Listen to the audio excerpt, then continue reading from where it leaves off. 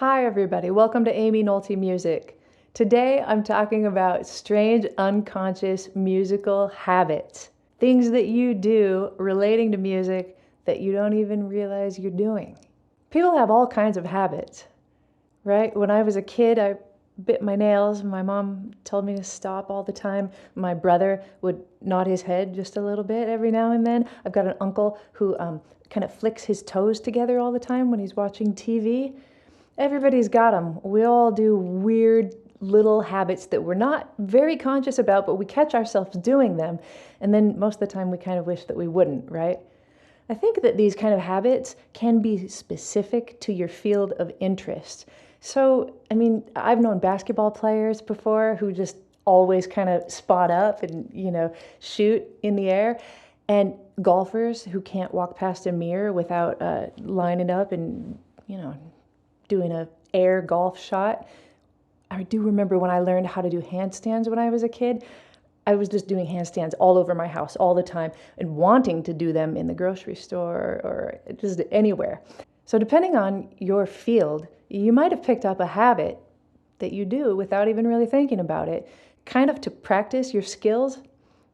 I think that musicians have it harder than everybody else.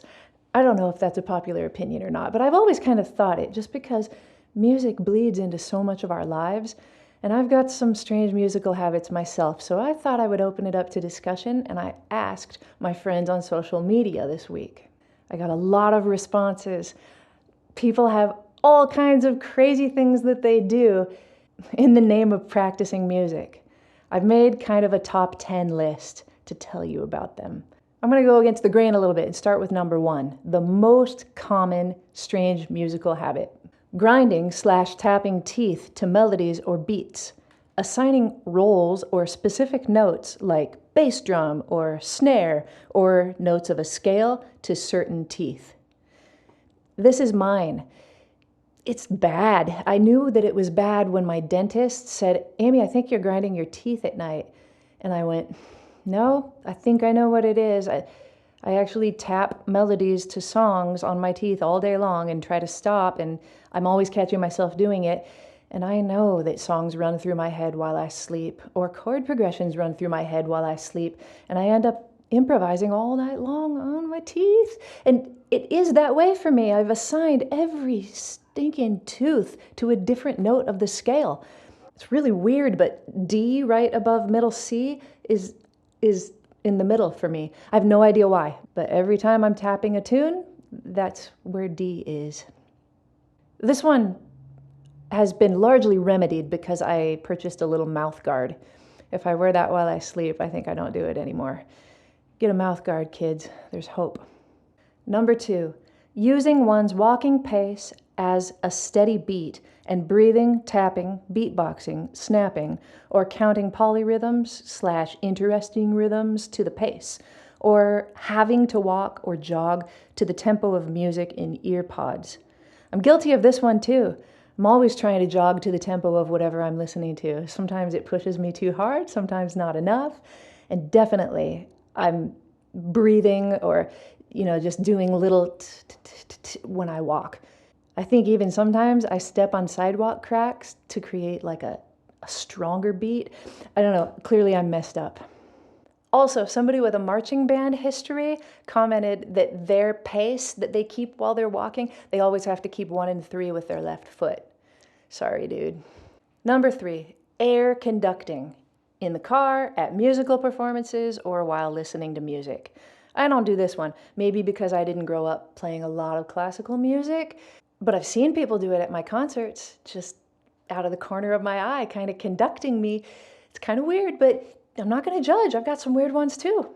Number 4, playing air piano or saxophone on tables, on your leg, closed fists, or on a partner's hand while holding it, just practicing fingerings.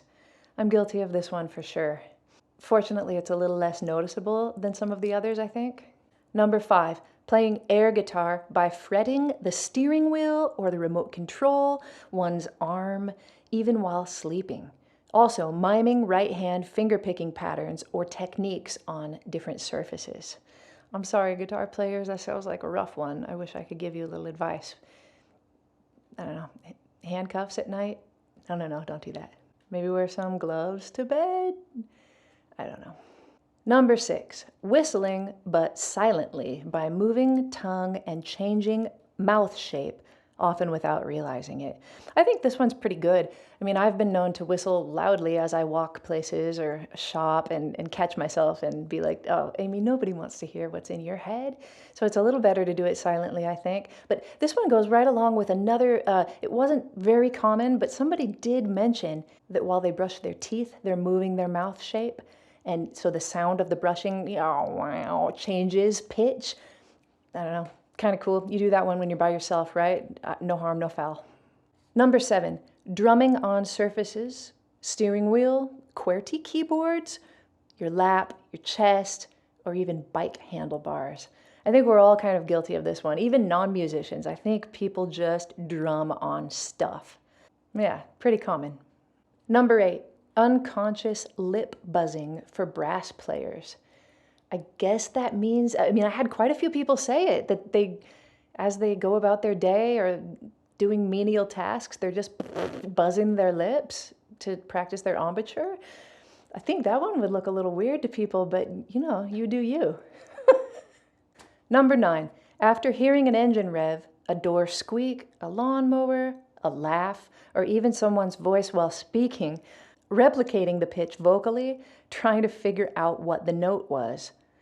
I do this for sure. If I hear a, of a door, I'll try to just do it with my voice and maybe think about what those notes were. And sometimes if a man with a really deep voice is having a conversation or on TV, sometimes I'll hum the lowest note that I hear him say just to see if he's a true bass.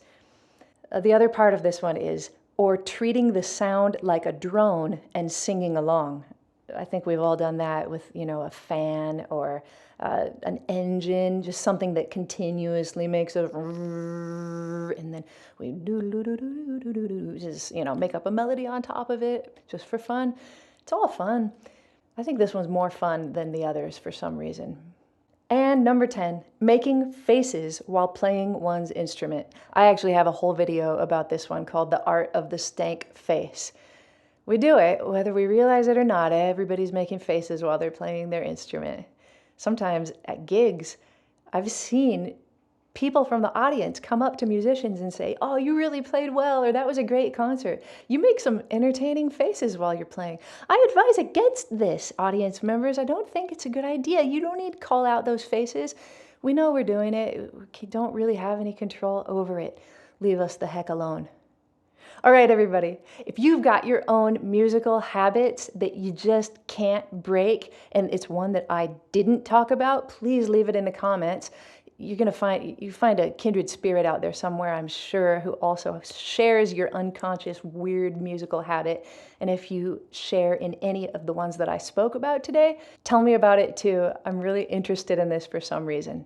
Good luck with your musical habits. I wish you all the best because I sure can't break mine. Thanks for watching, everybody. Don't forget to subscribe. Visit my website where you can find so many resources for helping you in your practicing and on your musical journey. I'll see you next time on Aimee Nolte Music.